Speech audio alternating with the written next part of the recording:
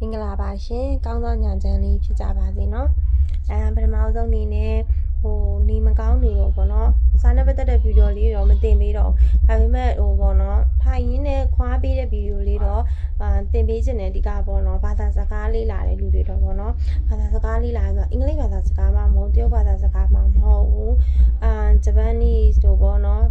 ဂျပန်ဘာသာစကားမှလည်းမဟုတ်ပေါ့နော်ဘယ်ဘာသာစကားပဲမဆိုအရင်ဆုံးလေးလာရင်ဘာလဲဆိုတော့မကြောက်စေချင်ဘူး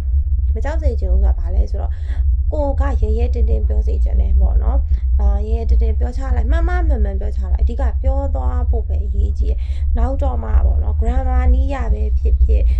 ဘာနီးရပဲဖြစ်ဖြစ်အတန်အတွက်မှားတည်မှန်တည်အဓိကမဟုတ်ပေါ့နော်အတန်အတွက်တွေမှားတာမှန်တာ grammar နီးမကြတာအဲ့ဒါတွေအဓိကမဟုတ်ဘူးအဓိကကိုဘာလဲဆိုတော့ပြောရဲသွားဖို့ပဲအဓိကပေါ့နော်ကိုပြောရဲသွားဖို့ဒီနံပါတ်1ချက်ပေါ့နော်နံပါတ်2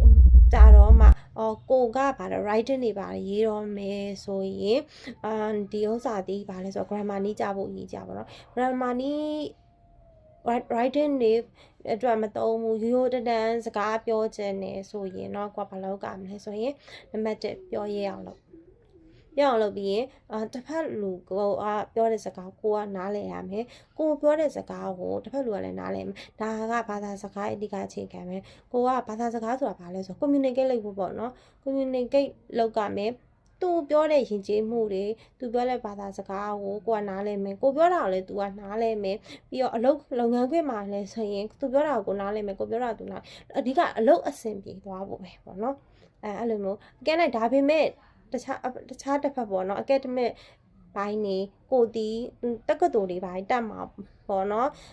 master တက်မယ်ဒါမှမဟုတ်ဘွဲယူဖို့တက်မယ် PhD တွေဘိုင်းတက်မယ်ဒီလိုလူမျိုးတွေဆိုရင်တော့မဖြစ်မနေ writing ဘိုင်းဒီအရေးကြီးတယ်နောက်ကျတော့အလုံးနဲ့တထေးနဲ့စကားတွေဘာပြော writing ဒီအရေးကြီးတယ်ပေါ့နော်အဓိက